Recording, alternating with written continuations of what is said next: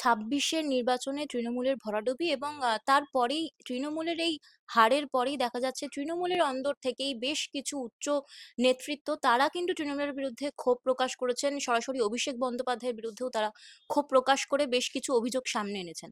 কি বলবেন? দেখুন, তৃণমূলের ভেতরে যে ক্ষোভ সেটা তৃণমূলের ভেতরের লোকরাই বলতে পারবেন।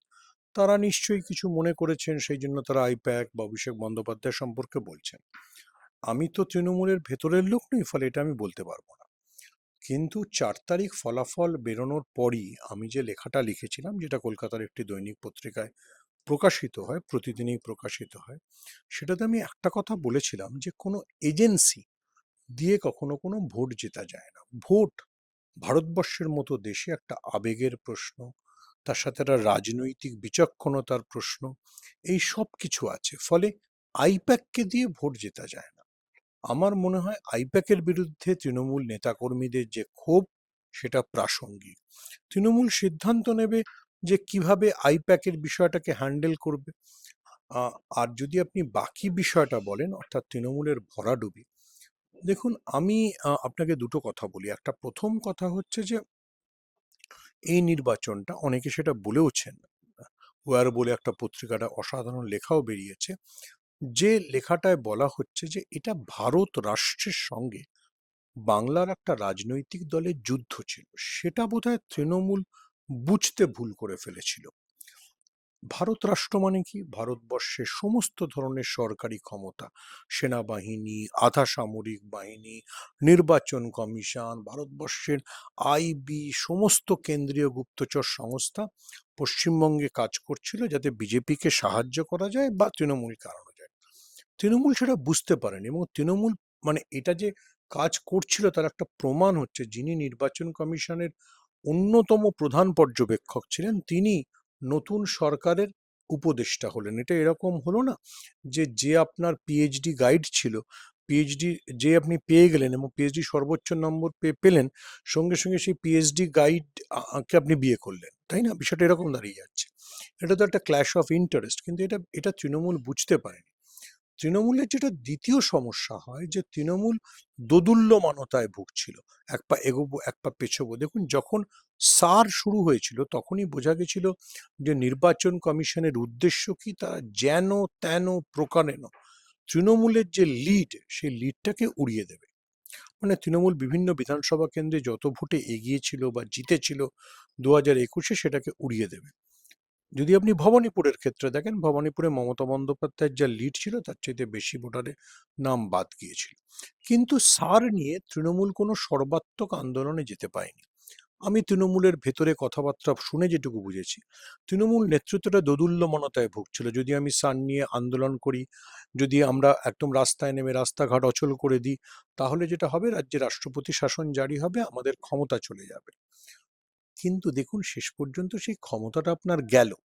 কিন্তু যদি আপনি সর্বাত্মক আন্দোলন করে রাষ্ট্রপতি শাসন জারির মধ্যে দিয়ে করতেন, তাহলে আপনার শহীদ মর্যাদা থাকতো, এবং তখন হয়তো ভোটটা 6 মাস বা 1 বছর পিছিয়ে যেত, রাজ্যের শান্তি ফেরার পরে ভোট হতো। কিন্তু তৃণমূল সেই মানে প্রাতিষ্ঠানিকভাবে বা সাংবিধানিকভাবে বিজেপি বা কেন্দ্রীয় সরকার বা নির্বাচন কমিশনকে চ্যালেঞ্জের কথা ভাবেনি। যার পরিণতি হচ্ছে 91 লক্ষ ভোটারের নাম বাদ গেছে, তার মধ্যে 27 লক্ষ ভোটারের নাম এমন অবস্থায় তাদের এখন ট্রাইব্যুনাল দিয়ে ফিরিয়ে আনতে হবে।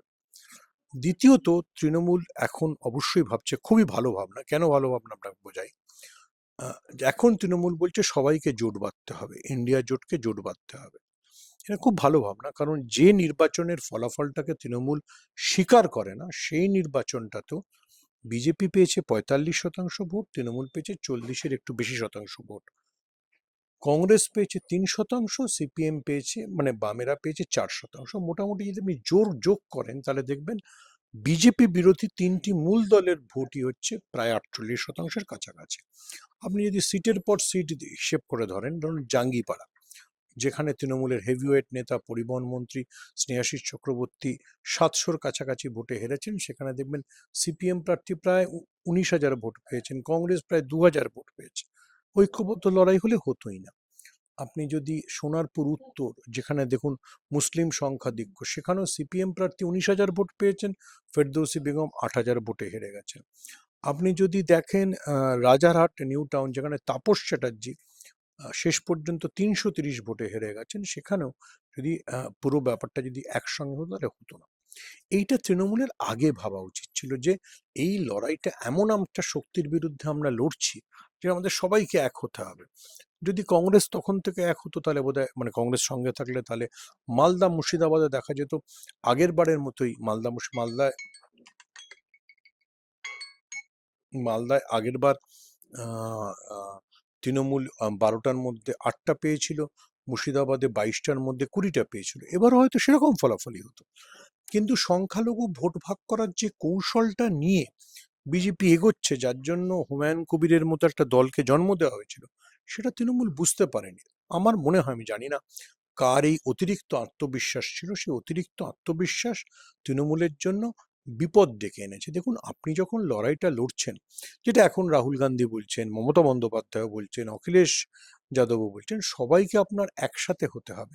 যদি আপনি একসাথে না হতে পারেন তাহলে আপনার বিপদ। একটা উদাহরণ দিই, এই যে ভোটটা হলো, যেখানে ৫টা রাজ্যের ভোট হলো, আপনি যদি আমাকে বলেন পশ্চিমবঙ্গের চাইতে আশ্চর্যজনক ফলাফল হচ্ছে তামিলনাড়ুতে, যেখানে ডিএমকে এবং এআইডিএমকে এর মতো দুটো স্টলওয়ার্ট পার্টিকে উড়িয়ে দিয়ে বিজয় বলে একজন অভিনেতা, যাকে থালাপতি বিজয় নামে সবাই চেনে, কমান্ডার বিজয়, তিনি জিতছেন। কিন্তু বিজয়ও কিন্তু সংখ্যাগরিষ্ঠতা পাননি।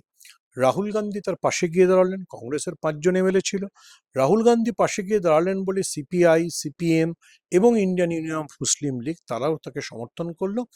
বিজয়ের যে দরকার ছিল যে আরো ১৩ জন এমএলএ, সেটা বিজয় পেয়ে গেলেন। আপনি বিজেপি বিরোধী জোট তৈরি করতে চাইছেন বলেই তো তামিলনাড়ুতে এই কাজটা হলো। তা না হলে তো তামিলনাড়ুতে বিজেপির জোট সঙ্গী এআইডিএমকে ক্ষমতায় চলে আসতো। তো আপনাকে সবসময় পলিটিক্যালি ইন্টেলিজেন্ট হতে হবে।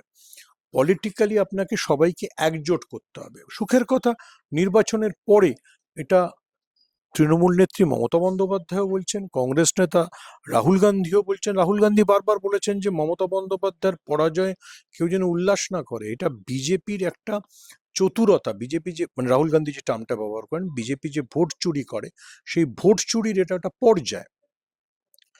তো এই যে সবাই এখন উপলব্ধি করছে যে ঐক্যবদ্ধ লড়াই না দিলে বিজেপি জিতে যাবে, সেটা ভালো, কিন্তু এটা নির্বাচনের আগে বোঝা উচিত ছিল।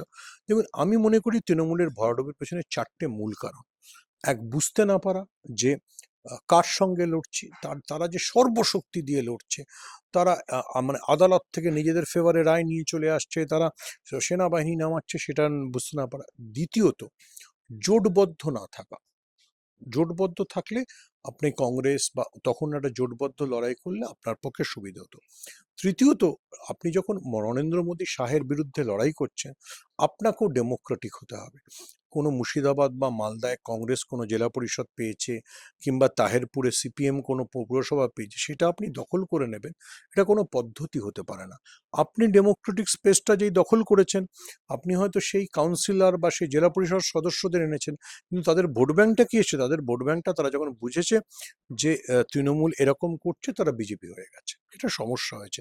তা নাহলে তো উত্তর দিনাজপুরের মতো সংখ্যালঘু অধ্যুষিত জেলায় এরকম ফলাফল বিজেপি করতে পারত না। বিজেপি বিরোধী ভোটটা আহ, মানে বিজেপি বিরোধী ভোটটা একত্রিত হয়নি, কিন্তু তৃণমূল বিরোধী ভোটটা, সেটা কংগ্রেস হোক, সিপিএম হোক, সবাই এক জায়গায় হয়ে গেছে। তো এইটা হচ্ছে তৃণমূলের তৃতীয়ত ভুল। এবং চতুর্থত ভুল আমি বলবো যে তৃণমূল বুঝতে পারেনি যে সার দিয়ে তাকে ঘিরে ফেলা হচ্ছে। তখনই যদি একটা মানে সর্বাত্মক প্রতিরোধে যেত, আবার বলি তো রাষ্ট্রপতি শাসন জারি হতো। কিন্তু তৃণমূলের নেতামন্ত্রীরা ভেবেছেন তাদের লাল বাতি নীলবাতিওয়ালা গাড়ি চলে যাবে, তাদের সরকারি অফিস চলে যাবে, সেই গেলই, ৪ মাস বাদে গেলই। কিন্তু তুমি যদি তখন প্রতিরোধটা করতে, তাহলে কিন্তু বিজেপি এই পলিটিক্যাল অ্যাডভান্টেজটা পেত না। দেখুন, রাজনীতিতে কখনো আপনি দোদুল্যমানতা দেখাতে পারেন না। রাজনীতি সবসময় একমুখী, মানে আপনাকে আপনার নিজের নীতিতে এক থাকতে হবে, যেটা মমতা বন্দ্যোপাধ্যায় এখন বলছেন যে বিজেপি বিরোধিতায় সবাই এক হতে হবে।